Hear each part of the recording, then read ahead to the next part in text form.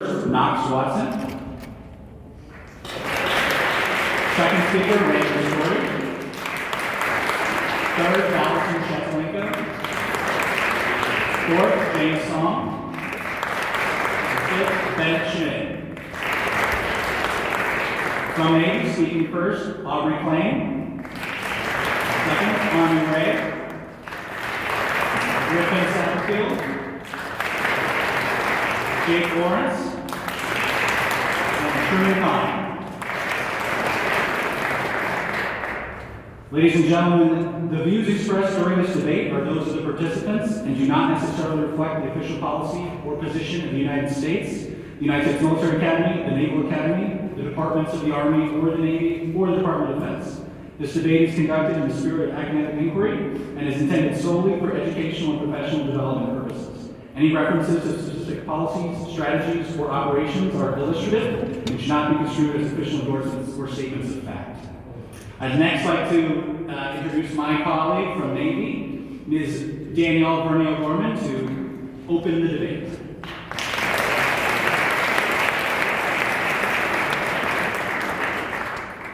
Hello everyone, I just want to echo the thanks that has been given already. We are so incredibly grateful for everyone who is here.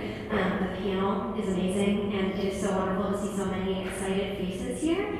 And a big thanks to everyone watching us via C-SPAN right now as well. Today's debate is going to be broken into two parts. The first part, the constructive speeches, will be where both sides introduce the concepts that they will be arguing throughout the debate, and will allow them to elaborate at a little bit more length on why they believe those to be a good idea.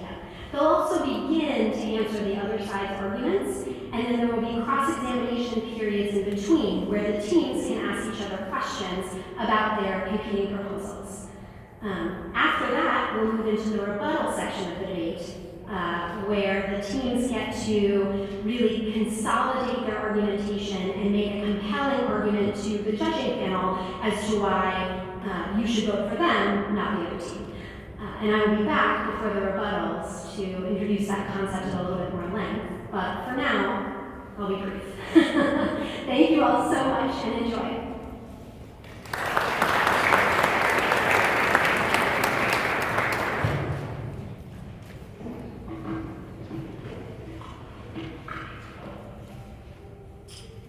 Before we begin, I just want to say a hearty thanks on behalf of the Army debate team. Thanks to our opponents, the Navy debate team. It's a proud honor to serve with you all, if not tomorrow. And we're hoping you enjoy the debate. This year, after the deaths of American airmen at the hands of explosive drone attacks in Jordan, we learned that airmen and soldiers have resorted to turning off the lights at their base in Jordan to escape from explosive drone attacks. This threat, which represents similar to IEDs, is something that the Department of Defense cannot currently counter. Cheap munitions, akin to those which took thousands of lives in Iraq and Afghanistan, represent a source of thousands of losses in Ukraine and in the Middle East. America's sons and daughters need capabilities to counter cheap munitions and to survive distributed warfare, and they need those capabilities now. We are here with an answer. While we proudly serve alongside the Navy, they have no answer which, for $500 million specifically, would realistically fund. Why is that? Our adversaries are fielding drone technology at a per-unit cost of several hundred or a few $1,000s. Our most effective counters in the water, such as the SM-2, cost $2.2 million per unit, and the Eisenhower Striker produced 155 of them in just several days against terror groups in the Red Sea. A drone swarm consisting of thousands of off-the-shelf models would give our enemies the capability to launch devastating attacks anywhere. A remote garrison in Al-Tanf, an aircraft carrier stationed at Subic Bay, or 10,000 drones barreling down on this building itself. This has significant implications in the Pacific, where China controls 80% of the global drone market and is building drone launching carriers. Or just last night, when drones were spotted over Ramstein Air Base and we could do nothing about it. The emergence of mass drone warfare in a combined arms context has radically changed large-scale combat operations. Today's wars leave units much more isolated and make large formations and centralized assets simply anachronistic. The next major conflict will be fought at low echelons and away from supply lines. To prepare for the next war, and not the last one, the Department of Defense must solve two major issues: an asymmetric cost curve and an increasingly lethal and distributed battlefield. To address these challenges, we propose two connected solutions, using a new authority which was just granted in October to the Office of Strategic Capital. First, rapidly procuring a competitive modular drone platform which can do surveillance, kinetic strike, and counter-drone activities. And second, investing in distributed and forward manufacturing logistics systems, such as blood-on-demand, additive manufacturing, and predictive maintenance using AI. These distributed, decisive, war-winning capabilities are vital to saving the DoD and the American service member. The proof of concept is at your local Walmart. Commercial drones and 3D printing are mature technologies in the private sector, and it's through leveraging our greatest assets, capital and innovation, that we can gain a competitive edge. Admiral Holland, you said yourself that if we want to keep innovation within the DoD, our incentives need to change. With technology already in the field, this strategy is essentially fly before buy, naturally occurring with dual-use technologies. We propose that $500 million go to federally backed loans through private investors to private defense firms, investing in projects aligned with our stated criteria. This will enable the injection of up to $5 billion into drone and forward manufacturing technology while jump-starting the domestic industrial base. Without this unique funding approach, we may be doomed to repeat past acquisitions failures, such as the Navy's disastrous Zone program, which burned $25 billion, or on a smaller scale, the Army's Raven or Shadow drone programs, which the Army's Chief Technology Officer described as unfit for service. You should evaluate our proposal with three criteria: value, time, and scope. Our project first provides the greatest value to the American warfighter, addressing a deadly asymmetric threat, saving billions by eliminating the cost curve, and finally, providing jobs and manufacturing to the American people with dual-use applications. On time, these capabilities can be fielded within the next 1 to 2 years. The technology is on the battlefield now. And finally, with regards to scope, while this program is first and foremost an Army program, it is one that can be applied across the joint force, whether it's at an air base, a naval installation in a foreign port, and across marine operations around the world, whether it's Europe, Africa, the Middle East. This has a joint application, and it's why this $500 million would be better spent here. Most importantly, the new IED is in the sky, and American lives are at stake. Talk is cheap, ammunition is expensive, but America's sons and daughters are priceless. Thank you.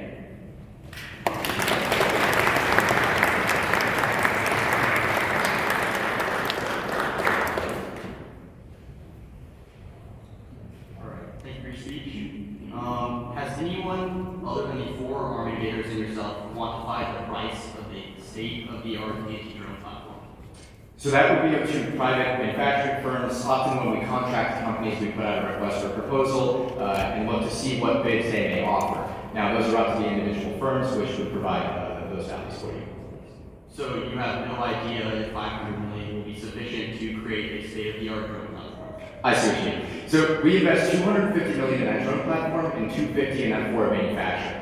Now, drones cost from several $100s to a few $1,000s, depending on which platform you're looking for, a wide variety of costs, but that is around the ballpark of what you're looking for. Exactly what is the drone platform that costs $500 million?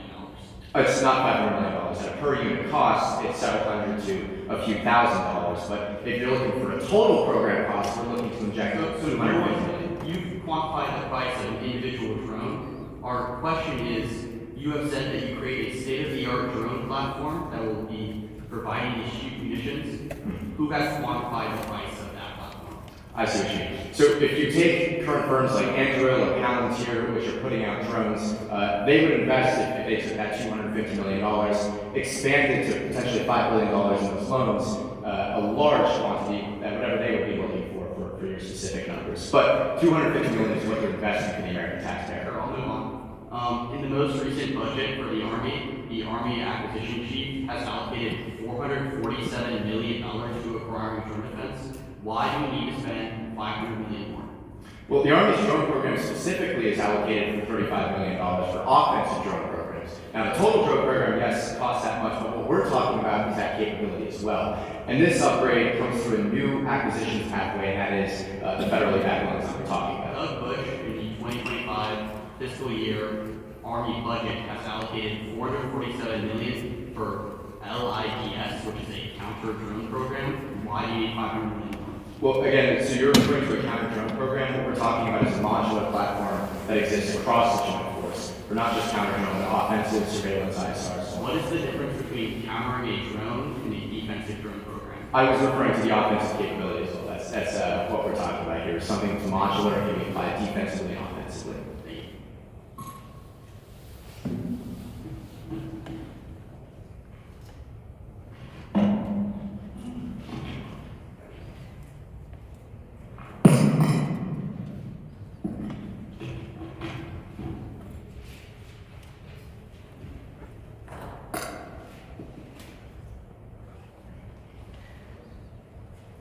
Before we begin, we would like to thank Dr. Frank Luntz for his assistance in setting this up, our judges for giving their time and attention to this important discourse, and our audience, both in person and watching via C-SPAN, for their support.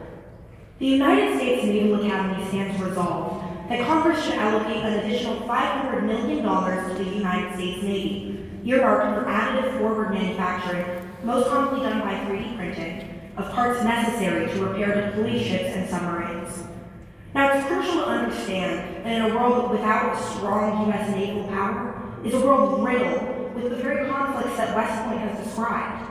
A capable U.S. naval presence dampens conflict because our adversaries perceive U.S. presence offshore and then regulate their behaviors accordingly.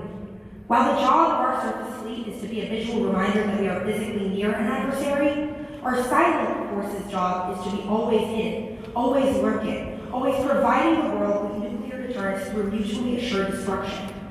This combination assures our allies, and more importantly our adversaries, of a robust U.S. naval presence. In a world where that deterrent power deteriorates, small hotspots erupt without a way to safely bring escalation down. We bring the fight to them, so they don't bring the fight to us. With naval deterrence, the conflict would necessitate the Army never happens.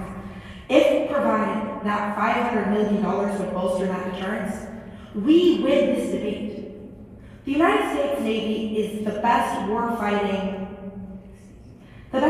organization the world has ever known. It is also the only part of the Department of Defense dedicated to deterrence. Our forward deployed capabilities mean that we can project U.S. hegemonic power in every corner of the globe. Colin Gray, a strategic defense scholar, points out that naval power provides the ultimate flexible strategy instrument, capable of threatening, compelling, and deterring without necessarily firing a shot. Absent a way to bring this power projection to foreign coasts, adversarial powers will bring their power and illiberal values to us. But this deterrence is slowly being chipped away. Physical deterioration of existing fleet compromises our powerful lead. For example, ships are needed to return to port for broken parts of a reverse osmosis system, sometimes for days or even weeks. Or damage controlmen aboard the USS Stockdale are losing access to parts needed for repairs after engagements with Houthi rebels. Or unrepairable oxygen generators on submarines are requiring them to surface, revealing their location. And for these subs and ships to return to sea faster, they might engage in cannibalization, where they take parts from a vessel in a yard, causing logistical and developmental problems for docked boats. To sum it up, the list is long and each incident is visible to our adversaries. That time away, that visible absence, matters. When our enemies believe we are in decline, it encourages them to take advantage of our weaknesses. Retired Captain Richard Rohan, the former dean of the Center for Naval Warfare Studies, noted, exercising command of the sea is intimately connected with maintaining it. Virtual presence is actual absence, so the U.S. Navy must continue to deploy forward in numbers to support the global order.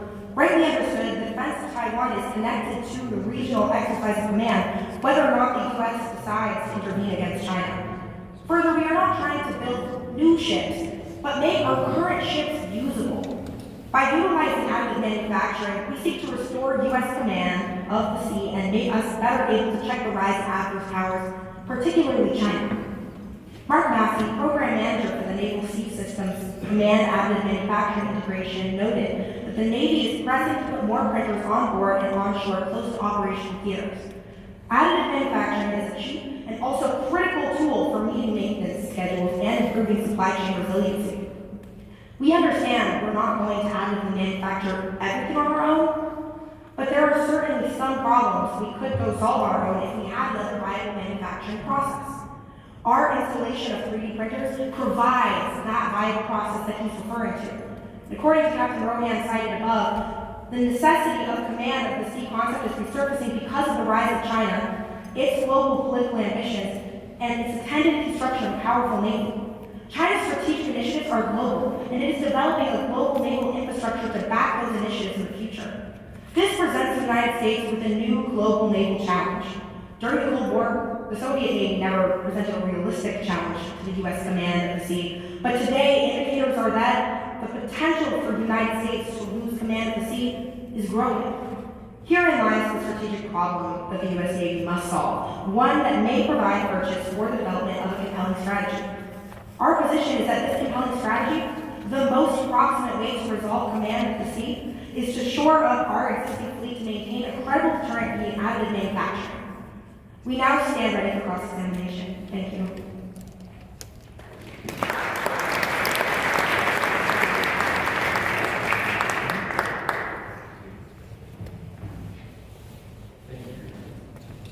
Thank you for your speech. First, 3D printing is nascent technology. What is your planned procurement strategy to get this from manufacturing to ships in the near term? Well, it's actually already been done with the example of the USS Baton. And basically what they did is they got the 3D printing company, right? And they installed the 3D printer on the ship so that it could be 3D printing parts that it needs instead of having to go out. So I understand this was a prototype model. At what point do you think you could expand this across the entire fleet? And I'm sorry, it was not a prototype model. Well, it was a model that was installed on the ship. At what point do you think you could mass produce this model? Well, while we've already done it on one ship, it would be very simple to do the same thing on other ships in the future. Sure, but in how much time? We don't have an exact time frame, however.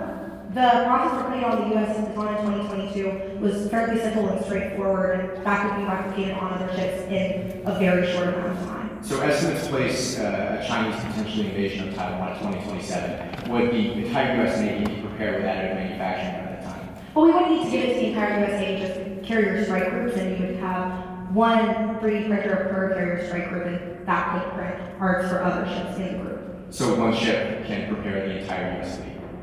I'm not saying one ship can prepare the fleet, I'm saying one ship can prepare a carrier strike group. A question. So what is the size of something you can print with these 3D printers in regards to your ship's? Well, the USS Baton has been shown to print all sorts of parts that need repair because it can print both polymers and metal with different proportions. So what are the maximum proportions specifically?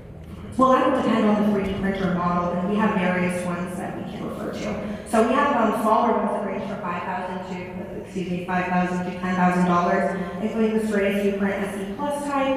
The Lexbot has 6 and Min 2 and the Tormatch. But for bigger printers printing larger parts, you can turn to the MacForge X7 system or the Haas TM, which is what was used. So how much would this cost if you were to equip each carrier strike group with an entire 3D printing outfit? Well, it depends on the 3D printer. So the larger printers cost $60,000 to $50,000, and the smaller ones $5,000. Which 3D printer would provide deterrents for the U.S. Navy if we were equipped with carrier strike groups? Well, How much would that cost? the one that we have the example of, the Haas, was $50,000 to put on the USS Baton. Okay, and then you're equipping across the U.S. Navy for $500. Thank you. Yeah. Yeah, we're gonna start.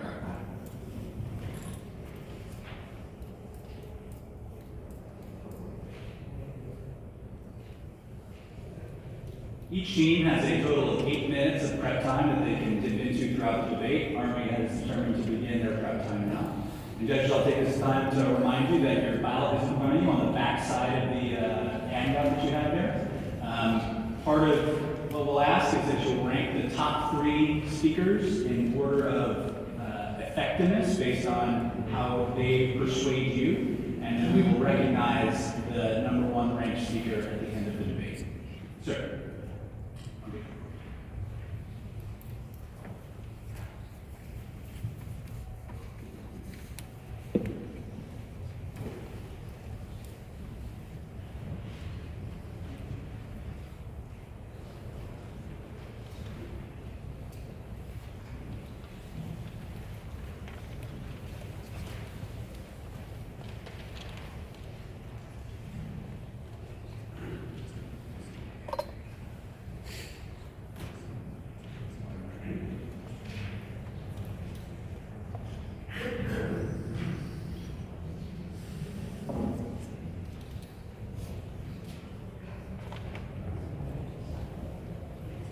Facing DoD, both the rising cost curve and the shift towards distributed warfare. Remaining competitive in the drone space is a top national security priority. The Ukraine conflict serves as a dire wake-up call when we look at how American supplied drones fail miserably in basic tasks such as communication and target identification. Meanwhile, our adversaries excel not only in these capacities, but also in adaptability and reliability. Investing in this forward manufacturing is for drone components will further enable distributed units. These low-cost, commercial-grade drones are innovations that are attracting companies such as Markforged and Rebuttal, who are seeking funding to scale their technologies. As a former 10th Mountain motor transport operator myself, I have personally witnessed how logistical challenges have stalled both military equipment and military vehicles, impacting overall division readiness. Forward manufacturing, however, would effectively resolve these issues. Note that when we leverage these private sector investments, we are guaranteeing federally backed loans to drone manufacturers, which allows us to unlock significant capital. This approach enables the rapid deployment of various platforms that address the cost curve and empower small units and counter enemy UAS systems. Under our plan, the federal government, really through the U.S. Army, agrees to repay investors if this project fails. Ergo, there is no risk of private investment in drone and forward manufacturing technology. This encourages a surge in private capital. Investors will indeed perform their due diligence, but this approach empowers firms to pursue innovation projects that otherwise would have just gone unfunded. Now, judges, not briefly mentioned our framework in his first speech, but I would like to expand on this. And it's really to vote for the team that delivers the strongest return on investment. And we can evaluate this through 3 simple tenets. Our first is value. We eliminate the cost curve, strengthening domestic industry and positioning the U.S. as a leader in innovation.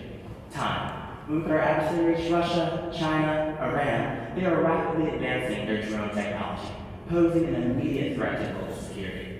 America must act now, staying in the race with a critical milestone geared towards 2027. Our plan is the only one ensuring its success. So, the Army confronts global threats from the Middle East, Africa, and Europe, to name a few. And affordable tactical drones are vital for adapting to diverse terrains, missions, and ensuring readiness in every combat domain. Now, let's address the Navy's effective plan. As mentioned, the biggest challenges facing DoD is the rising cost curve and distributed warfare. But the Navy is only going to exacerbate both these issues with their plan. When we look at their Advantage 1 deterrence, right, the Navy has already allocated $25.7 billion to ship maintenance and modernization over the next 3 fiscal years. So this $500 million, which is only a 2% increase, is not only redundant, but minuscule and insignificant. Their plan will inevitably fail because the Navy's system maintenance issues can't be solved with $500 million. The 2023 Government Accountability Office has deduced that 50% of amphibious ships are in poor condition, and these delays have only amplified since 2011, slashing any type of military readiness.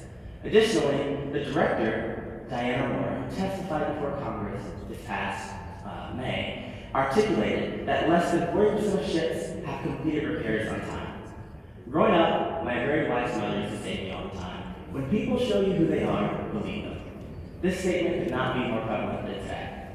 Furthermore, sweeping investments in ships guarantees the likelihood of a Chinese invasion because they will strike before we can even finish this modernization. Moving on to the additive manufacturing, it is imperative to note that additive manufacturing is limited in its ability to scale large naval components and its reliance for naval material capabilities. Additionally, they have failed to actually provide, they see there's a prototype in place, but there's actually no substantive one to satisfy. They've mentioned that there's some use on ships, but unless they can quantify an exact example, they just simply ignore it. Additionally, you can't use 3D printing on an aircraft carrier. The issues we're talking about are major here, ship-wide issues, whether it's major hull rusting, contamination of the aircraft carriers, or water systems.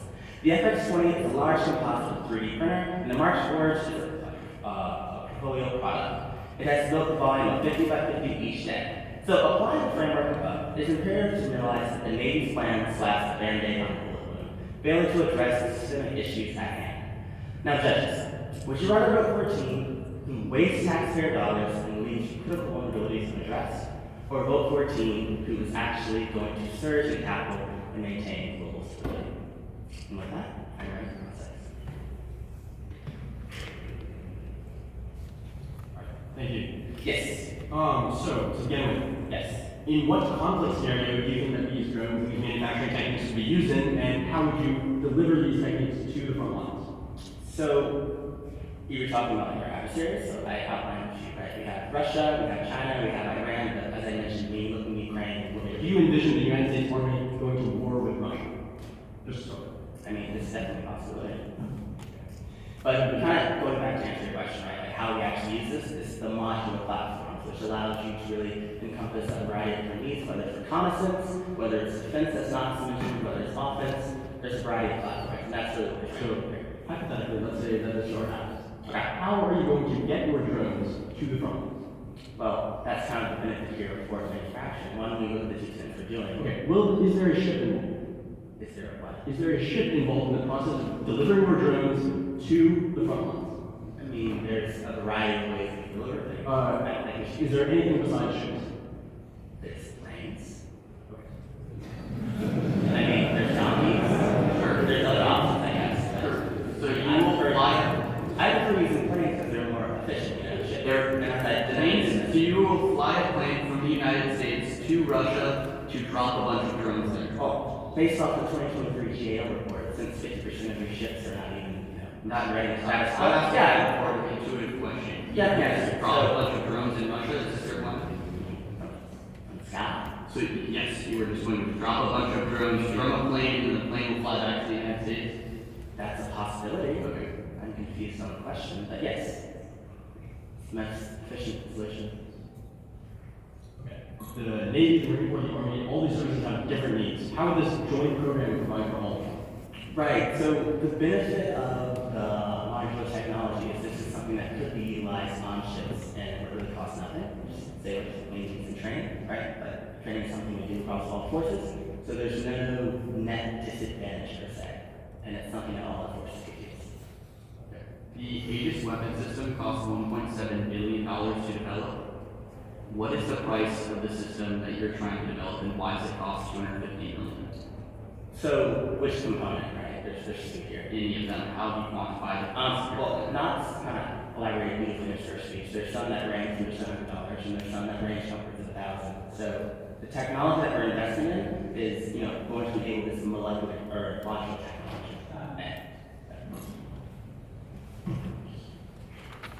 We will be taking further.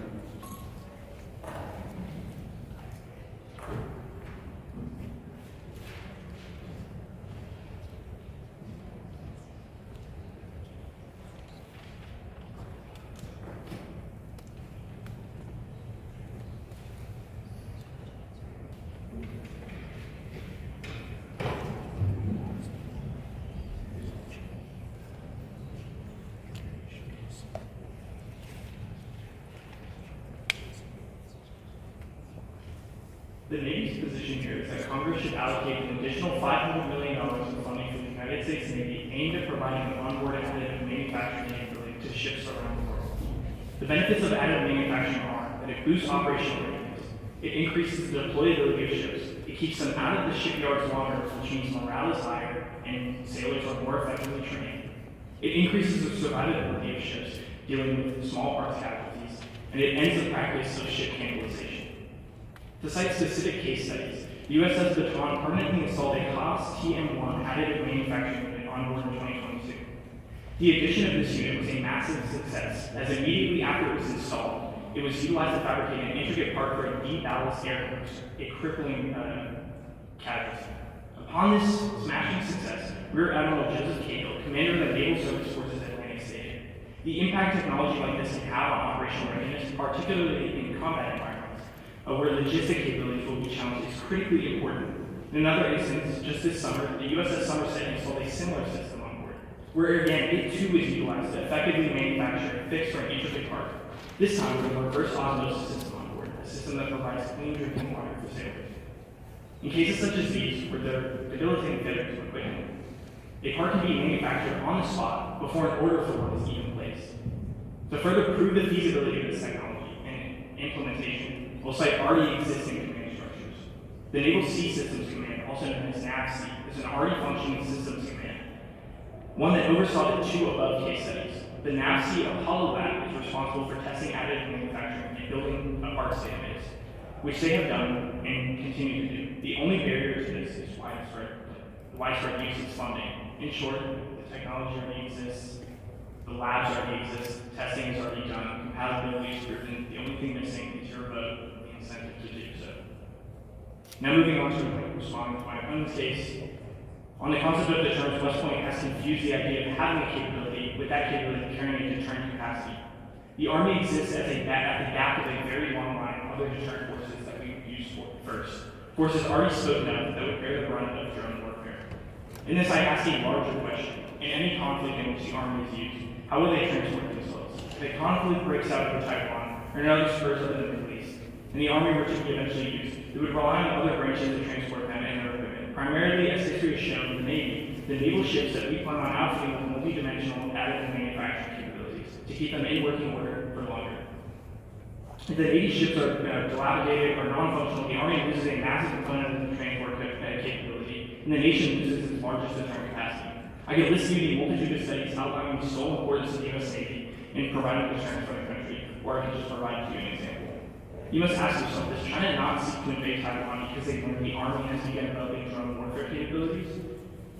Or because the U.S. is further strengthening the Carl Vinson, George Washington, and Abraham Lincoln carrier strikers currently patrolling the Pacific? Moving on to some more arguments that are opponents brought up. You should have massive doubt that West Point has sufficient funds to make all of their drone platforms. They said that they put $250 million towards development of a state-of-the-art device. However, empirically, it costs way more than that to do so. For example, as we brought up, the Aegis weapon system cost the Navy $1.7 billion to develop using private investors. The risk with the Army is that the return on investment is zero because we're unable to sufficiently fund this platform and they have been unable to quantify a price. This is a massive sunk cost. They can be right that a single drone is cheap, just like a bullet fired from a sequence system is cheap, but the system itself is expensive. The $25 billion they brought up, the Navy's plan for revitalization, that was specifically for shipyard improvements, which we agree with the Army is a wrong investment. Ours is for additive manufacturing, so we can keep ships out of shipyards. Our plan is sufficient. If we divide $500 million by the $50,000 average per unit that we have cited, you're left with 10,000 units. That means we can apply 10,000 units of these additive manufacturing capabilities to ships around the fleet. The USS Baton and the USS Somerset are the two case studies we cited. We have given specific empirical examples of this happening and shown that it's feasible. Now, Sea Command is also another command that we've shown is working to further prove that this works, build a database for this to actually be compatible.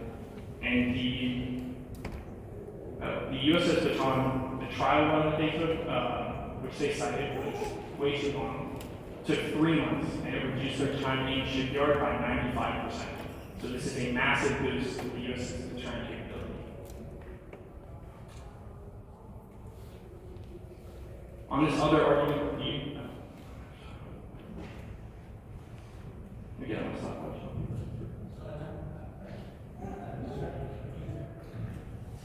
Wait, actually, no. Thanks for your speech. So which service is legally in charge of logistics for the Department of Defense? Logistics. Yeah, which under U.S. code is in charge of setting theater logistics? It's the U.S. Army. And is it true that the U.S. Army uses logistics and setting the logistics, so organizing, command and control, organizing the assets, so on and so forth. Is it also true that the U.S. Army uses aircraft, ships, Army ships, and other assets to move these technologies? Like in the Gulf War, for example, actually all of the equipment the Army used in any of the processes there were delivered by the Navy. So we'll get to that next page. It's incorrect. We'll also used by the Air Force and global transport. How long does it take to get from the West Coast to the South China Sea, Navy fleet of ships? It's not 2 to 3 weeks? Okay. Fact check. So what's your source on it takes a few days to get from the West Coast? You go from the West Coast to the South China Sea in 2 to 3 days. That's right. You're not going from San Diego all the way to the South China Sea. You're going to bases from Pearl Harbor or forward position Guam, which only takes a couple days, and we have naval bases there. So you're relying on 4 naval bases, right? How are these protected? Pearl Harbor. Yes, Pearl Harbor. It's in a U.S. state that is littered with the U.S. Army, Marine Corps, Air Force, and naval bases. Subic Bay or any of the other stations. How are they So physically you would protected? first have to prove that somehow U.S.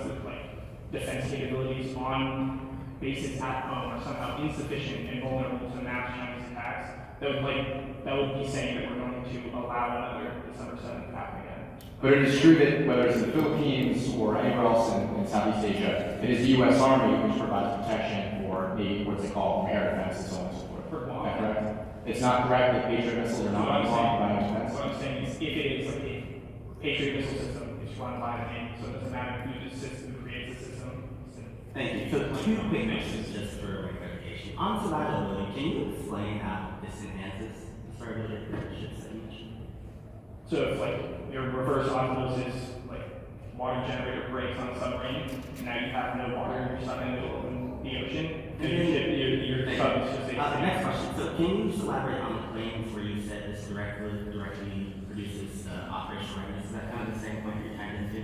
If you have a small parts failure that is critical to the function of the ship itself, if you can fix that on the spot, you increase operational readiness for the ship. Because if not, you have to return to port or sit and wait for a ship to come up and give you another part.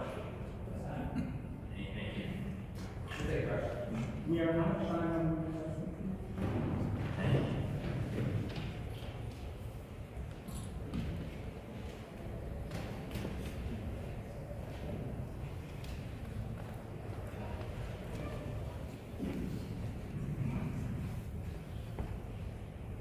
Both teams have now begun to prepare for the rebuttals. In the constructives, you saw them develop their arguments, bring their arguments out, and explain them to the judging panel and to our wonderful visitors. Now what they're going to be doing is comparing and contrasting the arguments in much more depth, but much more quickly. So each side only has 3 minutes in these 2 rebuttal speeches, and then 3 minutes at the very end to close. So they're going to have to condense their arguments down, make them very concisely, refer to the things they have already said in the constructives in order to persuade our judges that they should be the team that wins. And so that's what you're about to see next, and it should be very fun.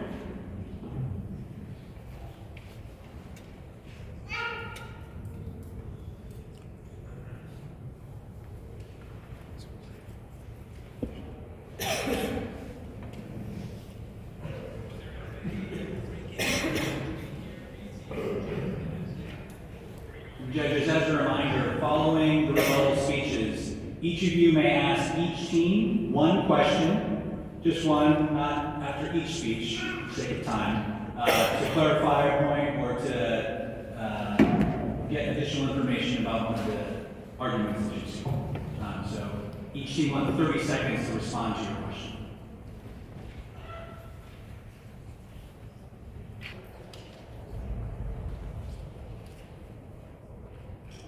Once again, we solve the asymmetric cost curve and an increasingly distributed battlefield by fueling cheap modular drone platforms, investing in drone manufacturing infrastructure, and core manufacturing technologies. $500 million in federally backed loans is less risky than any individual project and multiplies the effect of our funding to $5 billion. While solving legacy acquisitions failures, we win across value, time, and scope. Give capabilities to small teams, like those you're seeing fighting in Ukraine right now. We have global and joint scope in scenarios ranging from Eastern Europe to conflict currently ongoing in the Middle East. The Taiwan scenario is uncertain. However, if you buy the Taiwan scenario, the senior naval officer in the Pacific, Admiral Parra, has explained the U.S. military's best plan for a Chinese invasion of Taiwan is flooding the Taiwan Strait with thousands of drones to delay a Chinese attack, enough for the U.S. and its allies to muster additional military assets in the region. He wants to, quote, turn the Taiwan Strait into an unmanned hellscape, which buys more time for the rest of everything. In short, Admiral Parra thinks the Navy is too slow. A 2020 Rand Corporation report concludes that hundreds of network, low-cost drones are a key capability to prevent China from gaining air superiority, and war games conducted by the U.S. Air Force emphasize the critical role that a drone swarm will play in thwarting an invasion of Taiwan. In short, every branch agrees only drones solve Taiwan. On the Navy's plan, the biggest Mark IV printers today have a build volume of 50 by 50 centimeters. They can't fix many naval components based on size and build material. Not yet. Their efforts, a 2% increase in existing modernization efforts, is a drop in the bucket. And they're doubling down on capital platforms, which is simply not survivable based on drone threat. You can't 3D print an aircraft carrier. These are major shipwright issues to talk about. Additive for manufacturers is a point, but it's not yet ready. We need the R&D investment. They also only focus on the Pacific, disregarding other theaters. They asked how the Army would transport itself. One, we have our own ships.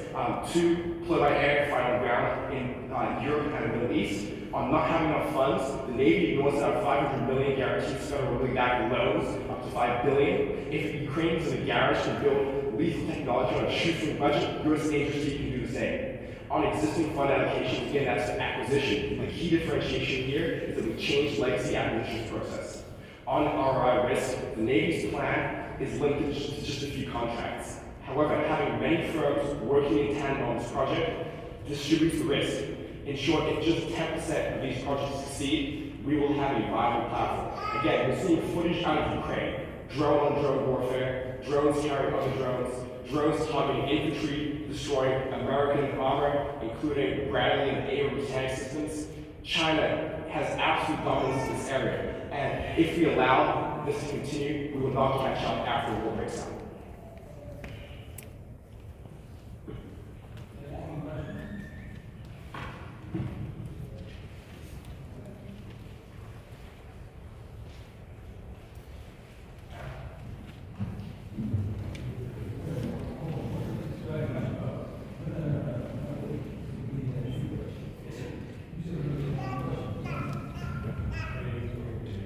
Sir, after any of the remaining speeches, you may ask your question, one against Navy and one to Navy, one to Army. Yes, sir. One question for each team. They can be separate questions. Yes, sir. Yes, sir.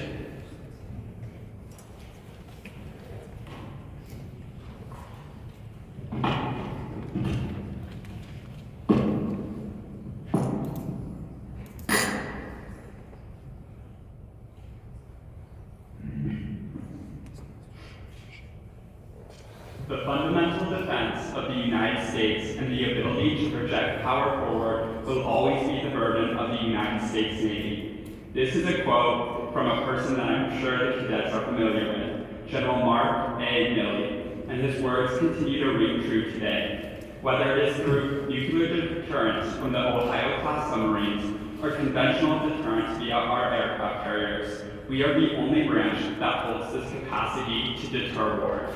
Dangerously, this is at risk. When ships are missing parts, they are forced out of the operational area to travel long distances to be repaired. Or maybe a submarine is forced to return to port since they are missing hardware necessary for their mission. Or in the worst case, the part that they need is critical to ship function, and then they make the dreaded Mayday call. These are not hypothetical, but real examples experienced by the USS Boxer and the USS Thresher. 3D printing technology is an innovative and cheap method to resolve these issues. It offers ships the ability to be self-sufficient and maintain their deployment capacity while actively on patrol. This has been tested on the USS Baton and has resolved major maintenance issues in regard to part shortages. We have proven that we can purchase 10,000 3D printers with the funds, while you should have questions about the price of their plan. Now, onto my opponent's case. First, they are utilizing useless government spending. The Army already budgeted $447 million for drone defenses. Their argument boils down to, well, let's give them some more. Second, there are problems beyond funding. Red tape surrounding who is liable for drone destruction makes it so no soldier will want to use the technology even if West Point allocates the funds. Last, the Army can do nothing if the Navy is at risk. They cannot transport their technology to a foreign adversary. The last speech mentioned that you need drones in the South China Sea. Is the Army just swimming there? No, they need our ships in order to get their drones in the first place. How would you transport drones if the ship is in the yard? Blake Herzinger, a foreign policy expert, stated that approximately 90% of the Army's required equipment to battle would be carried by the United States Navy, not planes. This plan relies on efficient naval ships. Finally, the Army makes the claim that the Navy has no solution to drones, but we do. Direct energy weapons, also known as high-powered lasers. The Flight 2A Arleigh Burke-class destroyer in late 22, this destroyer was equipped with a 60-kilowatt Helios system. This system is already operational and not in development like the Army's plan, and costs around $20 to $30 million per unit. It is clear, the Army is dependent on the Navy's functionality to perform. We should ensure that these naval vessels will be able to reach the battlefield. $500 million for the Navy is not just an investment in the physical infrastructure of naval vessels, it's an investment for peace. Thank you.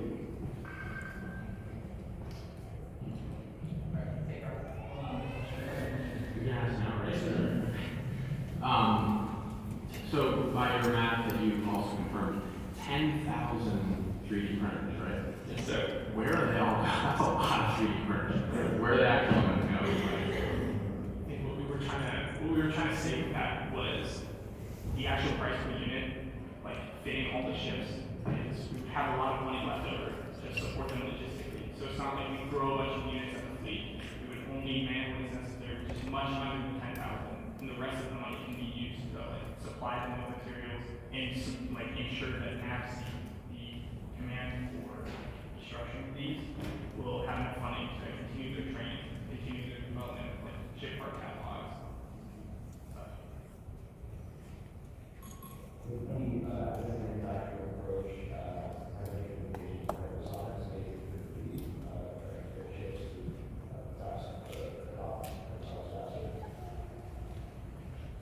Our goal is not to have them manufacture missiles while they're on the front lines. It's just to fix parts, fix critical problems and issues that they might have with water generating systems or oxygen generating systems on submarines. I think that manufacturing missiles might actually be more dangerous if we're doing it on the front lines within our ships. To clarify additionally, if a new system were to be implemented, I think that having manufacturing would make that safer and easier. Let's say you put a new system on board, you don't need as extensive trials because the part breaks critical to its mission. Ships have limited space. Is there adequate space on ships right now that you can retrofit, or are you designing ships with this in mind? Yes, sir, they are. They're pretty small, relatively small, so it's pretty easy to fit these additive manufacturing 3D printers. You talk about one printer can handle all the different intricacies of the large to the small parts that are needed? Yes, sir. So the USS Baton it's an empirical example of how you put a 3D printer on a US ship. Also, you can put a larger 3D printer on a supply ship that can retrofit larger or more. And there's space available on ships now to do that. Yes, they do. You don't have to redesign the ship, right? What you're saying? Okay.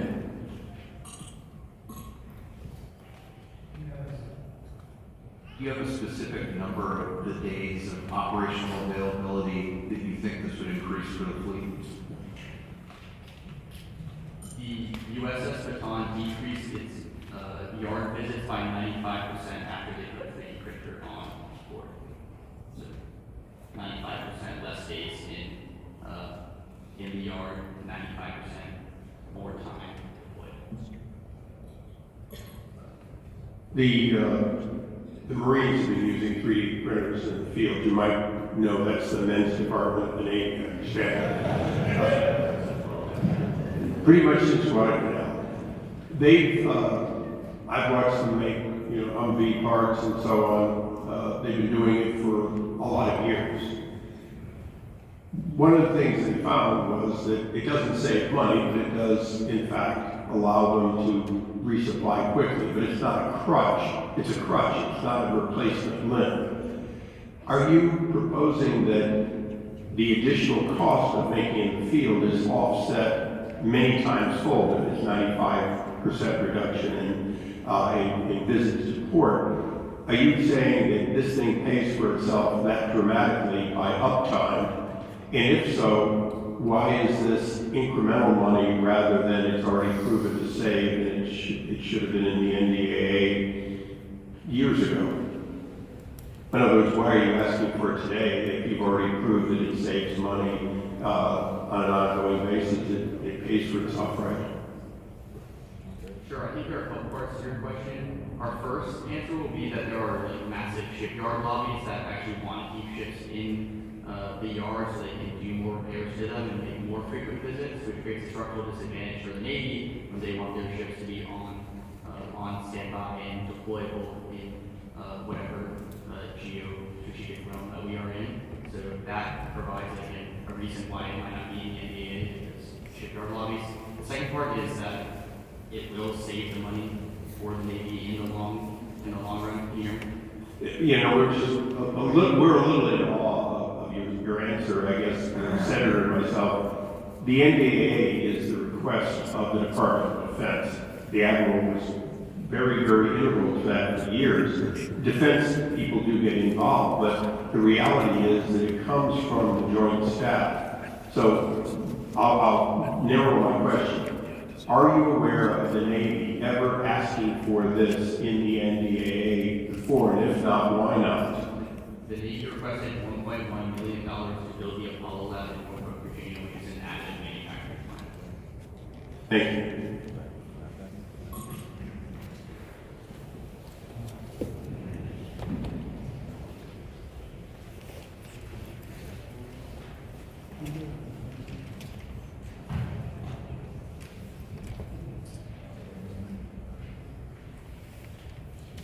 Honorable judges and audience members, we should remember that this debate is fundamentally a question of three key values: value, time, and scope.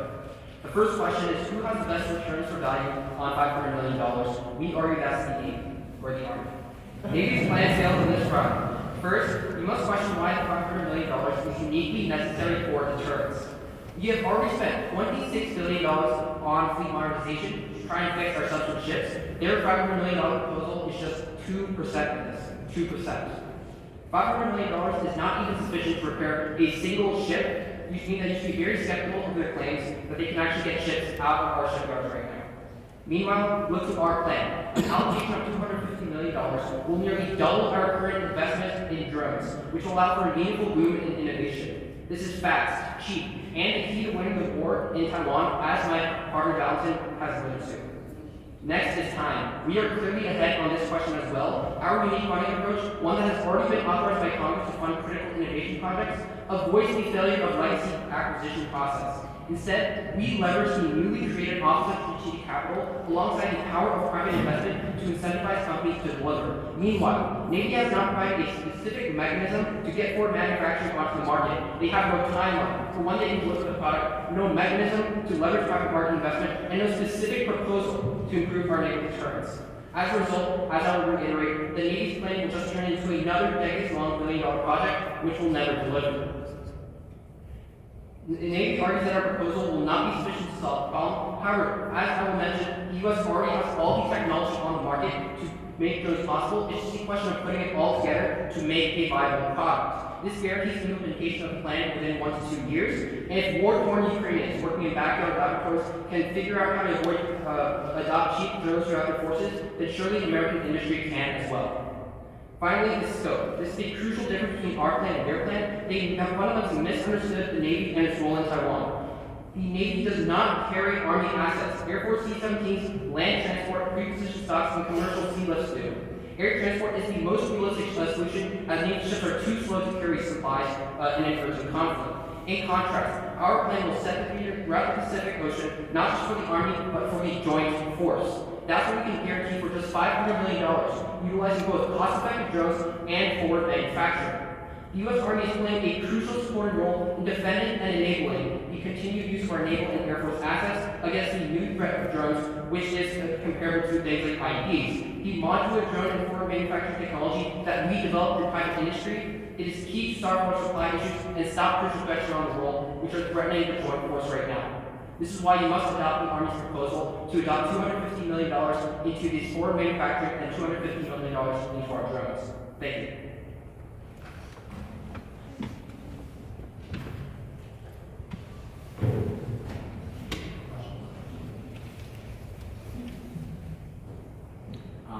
You all talked about kind of leveraging federal dollars and private capital.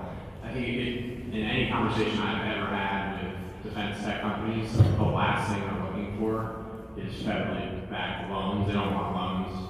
Their capital is not the problem right now. So how do we address and incorporate that consideration? So the primary issue with some of the legacy drone programs we have, right, whether it's the Shadow or the Raven, is exactly those existing established defense contractors. So yes, they need capital, but frankly, they're not innovating, they're not bringing the new technology to market. The past two major drone programs we've had, Shadow and Raven, have been described by the Army's Chief Technology Officer as abject failures. What we need is more players in the market, to open the door to firms that right now don't have the capital, don't have the confidence to enter the drone market, but by leveraging, again, these federally-backed loans, unlocking private capital to these firms, we're able to actually embrace the market. Congress will also add that the program managers in our solution will be working alongside these private industry, hoping to develop that technology. So it's much different than just private investment firms and private defense contractors, but rather a joint effort throughout the entire process, if that makes sense. Have you given any thought, you talked earlier in your presentation about the multi-capability of your drone platform, drones for various capabilities. I happen to have a little history with a multi-capable ship called LCS. It didn't go very well. So can you talk a little bit about how you think you would deliver this capability from a modularity standpoint, given these very challenging missions? Yes, sir. I can talk a little bit about that. So what we're seeing right now in the war in Ukraine is that the Ukrainians are taking our drone assets and adopting them in different ways. For example, in ways that they might not necessarily have them used. So for things like reconnaissance, offensive capabilities, and counter-drone operations. We argue that the Army can create a modular drone platform that can encompass all of these different mission sets, and that will allow us to use across the force, not just in the Army, but also to protect, for example, Air Force and naval bases. It could potentially be used by the Navy to counter drone threats in, for example, the Red Sea, as a more cost-effective way to resolve the cost asymmetry. And that's what we argue is the best solution to resolving the drone threat and getting our own capabilities on the market. I just asked you, thinking maybe you have a view on the magic of technology, because given all the magic of drone capability in Ukraine, in many ways we're still fighting like it was 1917.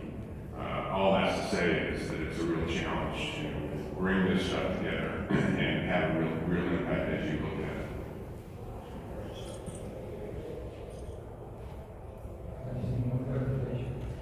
One clarification from Army, and then I have a question. But I think someone said, I don't know which one of you, might have been our second speaker, about the 100% reimbursement back to private sector if the project didn't know.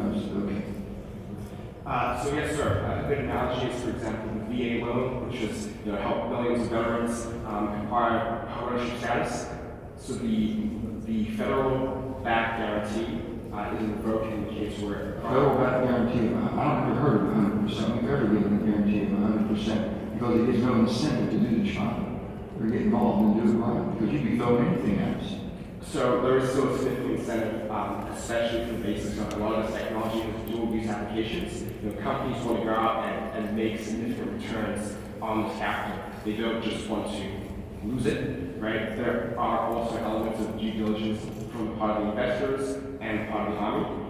But again, so if I go out and basically spend $100 million or $10 million basically trying to develop a program, and for some reason it doesn't work, you're going to reimburse me $10 million? We will set certain parameters for the projects, and if that project was in line with the parameters we've set and the project fails, yes, up to that 250, we will reimburse that project. Can I ask my question? My question is truly this: how did you choose your subject matter based on cost or based on time, needed time?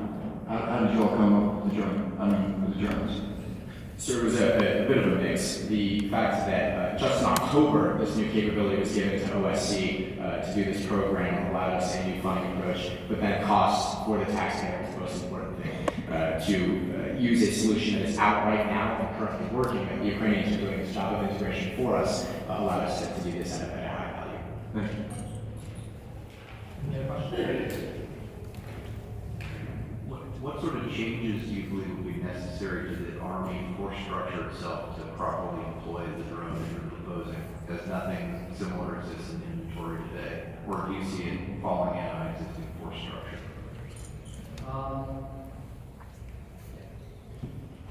So, sir, I've actually already seen proposals for drone use at the lowest echelon.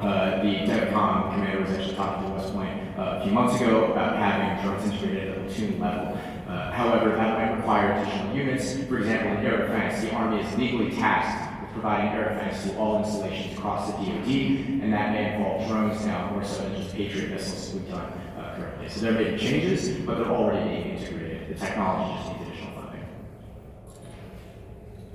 I guess this is my second question, Army side. Both Army and Navy have proposed $500 million on items that have already proven to have value. 3D printers, obviously, Marines and others have used them, shown that they can increase uptime. You have a particular ship that did the same thing. So they're asking for $500 million for something that has a somewhat proven track record. Is it fair to say that your request is based on the proven track record or observations primarily of the Ukrainian war and the example you gave of Jordan and our inability to protect them? Is that, if that's the case, then please contrast why yours is more timely or more effective than the Navy's proposal, if they're both timely in the sense that we have proven examples. Yes, sir. I can talk about it a little bit. I think the biggest difference between our proposal and Navy's proposal is, well, one, the funding mechanism, which, as you mentioned again and again, the use of private investment and these sort of cost incentives through this loan guarantee program, that's going to be really effective for delivering these drones at a quality and at pace that we need. I think that Navy has a noticeable lack of a specific mechanism for ensuring that companies don't just blow past their deadlines, for example, whereas Army has a specific incentive structure, which has already been proven through the Office of Strategic Capital to be able to deliver that product on time. And we need it on time considering the conflicts that are potentially occurring throughout the world. Just add one more thing. So the Navy's talking about 3D printers for ships. The Army is talking about the Army Advanced Center Manufacturing for the attack force. Doesn't work for the Marines.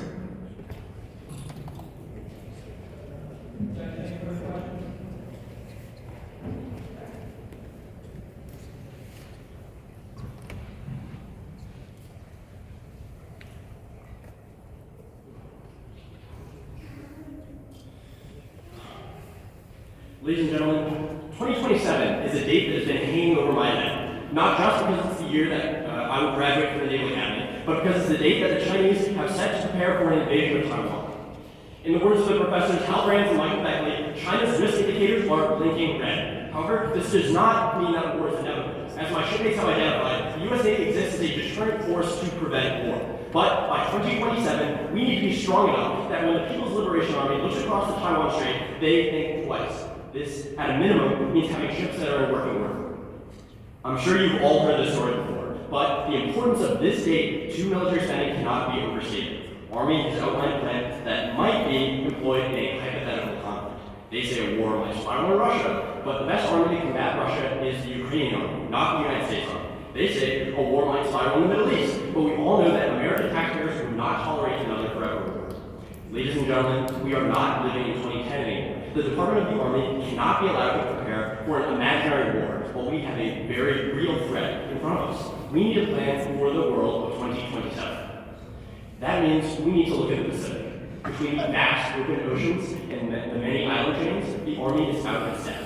Recent history proves that the Navy and the Marine Corps are the only seaworthy services in the DoD. The Army has deprioritized its maritime capabilities, and they cannot do anything without us. Look at the failure of the floating Gaza pier, a project meant to showcase the Army's joint logistics over the shore capabilities, but ended in embarrassment. In a future conflict, failure is not an option.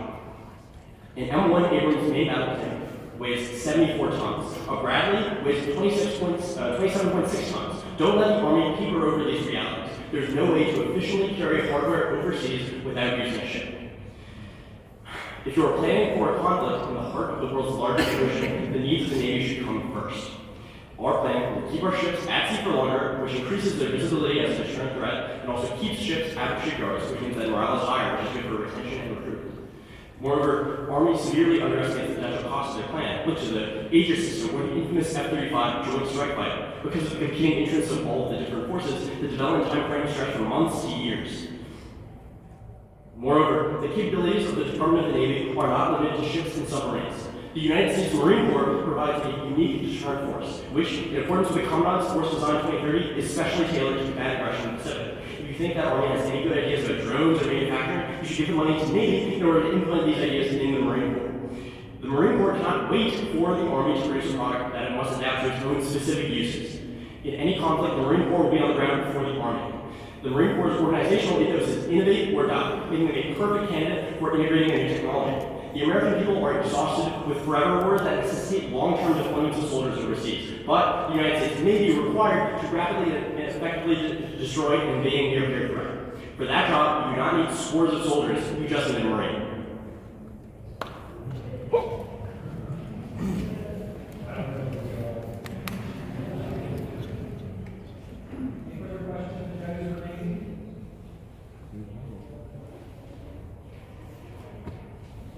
Thank you.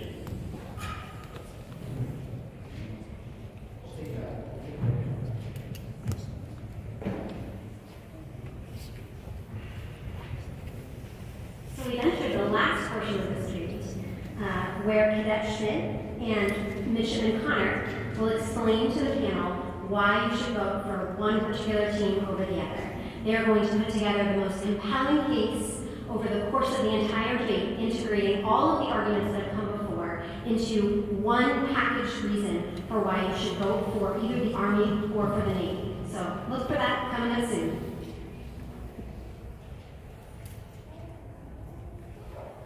Talk is cheap, ammunition is expensive, and America's sons and daughters are priceless. First, talk is cheap. Ladies and gentlemen, you have two plans to judge before you today. What I would ask is which team has presented a plan that means more than the words on paper. Admiral Paparo, the top-ranked naval admiral in the Indo-Pacific, has stated we need more drones in this region. Across history, we are very good at building technology that wins the past war. We want to win the future war. The United States is lacking a key war-winning capability in drones. Our plan wants to turn this disadvantage into an advantage. A singular modular drone platform or forward logistics system developed by the smartest minds in America and backed by the competitive American economy instead of a few major prime contractors is not a plan of talk, but one of action. Second, ammunition is expensive. $500 million of the people's money is not something to be thrown into the wind. A key evaluator for either plan is which one invests the money in a fiscally responsible way. Our plan is one which shifts from legacy acquisition failures that have plagued all the DoD in the past and present, a modern, fiscally responsible solution. Rather than investing in one over-budget, overworked system, we plan to diversify our investments using the federally backed loans and find the best solution by using the innovation that the free market provides. Additionally, the dual-use application of modular drones, industrial 3D printers, or blood-on-demand is fantastic. Companies like Walmart, Microsoft, and Amazon have already been investing in these technologies for years. Why not provide a way to bring it to the market as a whole? The last, and most important piece, is that our sons and daughters are priceless. The key discriminator between our plan and Navy's plan is benefit to each and every service member. Navy's plan is one that can only be launched and utilized by naval assets. Our system is joint capable. This system can be used to defend the most remote airstrip in the Indo-Pacific and the crushing waves of a marine amphibious assault. When judging these plans, I am reminded of the phrase, "Let no soldier's soul cry from the grave, if only I had been properly trained." Which plan provides your soldiers, sailors, airmen, guardian, and marines the best chance of survival in the next war? Which plan puts the needs of the warfighter first? Which system can win in multiple distributed battle spaces? Which system makes the DoD a more lethal fighting force? Which system would our adversaries not want us to have? Thank you.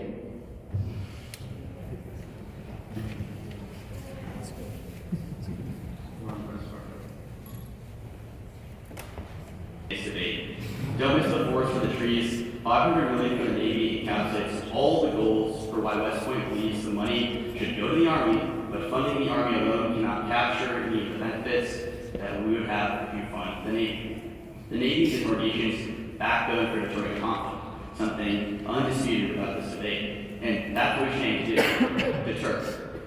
As hit on all of the teammates, my speeches that my teammates have given, we want to keep great power competition, not get involved in a great power war. You have the Navy to stop conflict before it has even occurred. Not explaining why the Navy is not the preferable tool means that you cannot possibly vote for the Army. You use the Army when it's your last option, when you have no other options, when naval deterrence has failed in the first place. The situation in which we might lose America's sons and daughters is the one in which we have a weak Navy and we are in battle with conflict. Alfred there Mahan noted that a nation that controls the sea can project its power across the globe. $500 million for 3D printers on ships will allow them to stay out for longer while remaining rapidly deployable, highly capable, and fully operational, which also boosts morale. We could decrease broader ship visits by over 95%, like the USS Baton did. If that's the Navy within our grasp, no country would risk escalation. But if we remain idly by, if we sit back and watch deterrence erode as hidden costs of cannibalization, or force submarines to reveal their location because missing parts make them minor damages catastrophic, forcing them to surface, if we require ships to travel all the way back to the yard in order for a small repair, preventing them from being deployed, this is a list of 1,000 cuts that will eventually be the death knell of deterrence. If this process continues, maybe we will actually might need to use the Army in a future conflict. On value, there's a massive risk that their plan is unquantifiable. They have not explained the price of the system that they are talking about. They forgoed answering that the F-35 weapon system cost $2 trillion to develop and was delayed by 2 decades. There is no reason why their platform, which is not just the individual drones, but the way they use the drones together, will not be equally expensive and delayed into the future. Our price is empirically proven via the USS Baton and the USS Underton, which each spent $50,000 on a 3D printer and it took 12 weeks to get there. This is all reasons why our plan is quantifiable, while you should be unsure of what they're saying. They've also said that they have a 100% backed loan, which provides no incentives for companies to actually do a good job. They just work on it, and if they don't do a good job, they get all their money back, which means there's no reason to work on a drone system. This isn't a immediate Army versus Navy rivalry moment. There are strategic reasons why we should fund the Navy over the Army. They need us before them. Fund Navy to beat China. Thank you.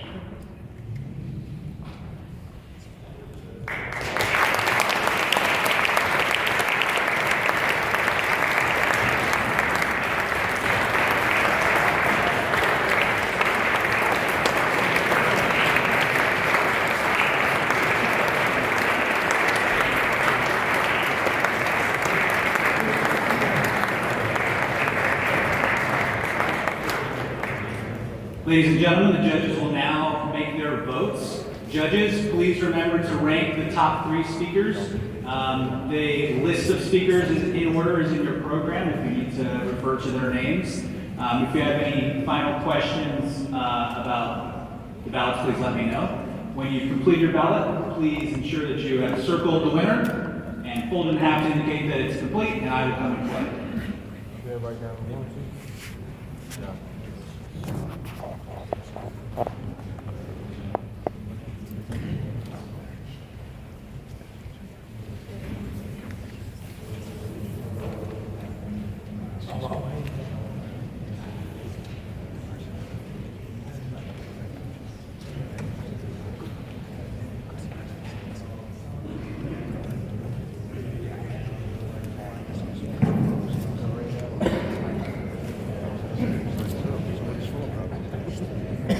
4 number 1s was Cadet Not Plus.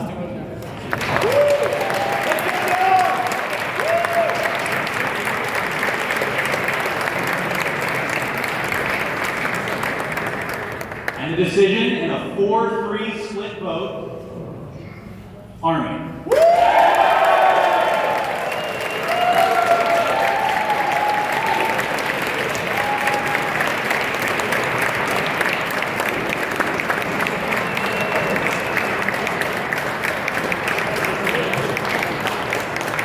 And now we'll hear any decision from the judges that you'd like to share, any feedback, and now conclude our time here today. So I'll open it up to the judges.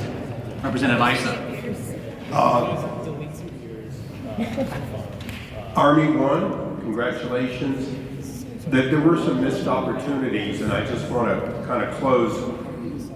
I think Army had one thing going for it, which was you did a good job of explaining that you were joint capable, that the asset you were involved in would be beneficial to the rest of the military services.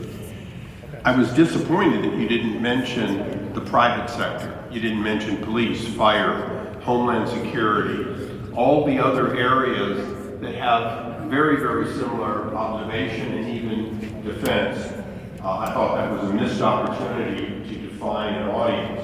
You also didn't mention the CHIPS Act, which Congress is very proud of, which is still not known, but it has the same goal, which is the underpinning of the greatest risk that we're at today is that we cannot make the part most needed for the defense of our nation, which is drones for various uses at an affordable price. That's a clear and present danger. Navy, I thought you did a great job of defending the specific benefit incredibly well of 3D printing. The Admiral and I were lamenting that the Marines do shit and they never brag about it, so he didn't know that how much they were using 3D printings at all levels, even though he knows a lot about the technology. I think you probably only made one faux pas, which was when in debate you throw an adversary under the bus without a good backup. So to say that there was, industries that were keeping your ships in port, I thought that was a tactical mistake because it distracted from the basic view that no matter how good they are while they're in port, the day after they leave, shit happens. And so in future debate, I would say, if you're going to punch at somebody, punch at the one that benefits you in the debate. Don't get distracted. But I think other than that, you did a superb job on the debate. I just think in some ways you didn't make the case to overcome why wasn't it in the NDAA, why isn't it an ongoing part of maintenance, which I think Army did a good job of sort of saying, you've got this large budget, if you need it, it should already be there. But look, these are the two best debates I've ever gotten to see, and I've been honored to see a whole bunch of them. So thank you.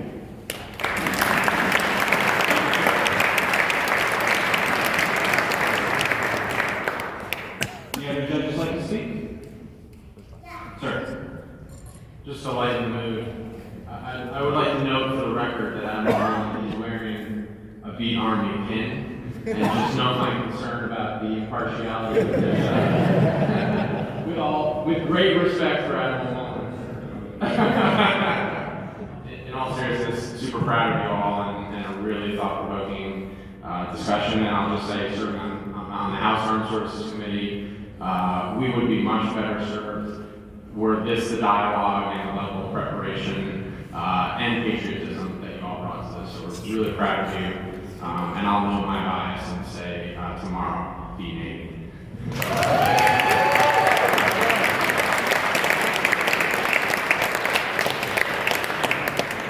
Let me just say that first of all, what Congressman Issa identified that we were talking back and forth, the brilliance of all of you, but I want you all to know that as I cycle out of the Senate now, the proudest thing that I'm able to do, the honor I have, is nominating people like you to attend.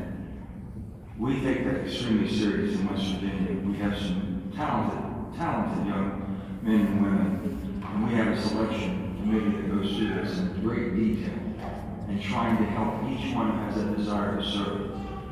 But also, you give us the hope that basically the separation between the purpose of our military might and the direction our military might takes is separated. And without your training that you have and how it's ingrained into you, we will take our orders to defend this country, but it'll be done by the private sector. It's something that we hope for the whole world. So I thank you. I just thank you for participating. I thank you for taking this direction in your life to make all of ours more secure. And my hats are off to your parents and your family who supported you for this endeavor. God bless.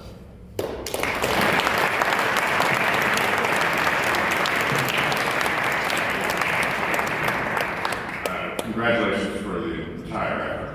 I'm trying to reflect back when I was your age roughly and what I knew or what I thought I knew versus what was going on in the world. And I mean, you really are in touch with major issues that actually you're going to confront very quickly, faster than you know once you graduate. So, and then secondly, thanks for doing what you're doing. And I know at least I'm guessing, is there at least one mom in the audience back here? But I try to take every opportunity to thank parents, you do this when you go home, for raising young men and women to do what you do. It makes a huge difference.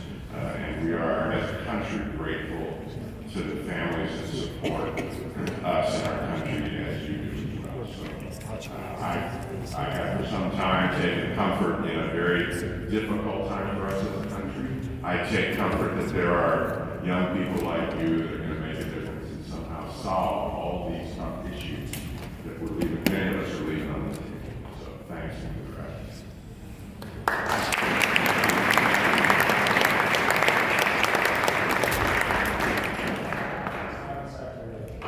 mean, it was really hard to choose. Both of you did incredible jobs.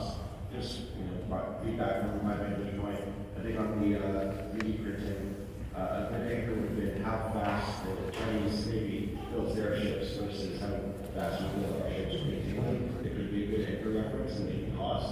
And then on the drone supply chain, you have to go. One thing I really fear is backing these loans. That is like, as a startup founder, that's the antithesis of risk. If we all take these big bets and having Uncle Sam say, I'm going to back him no matter what, I think that messes up the marketplace anyway. So, my 2 cents worth of words. Thank you both, though.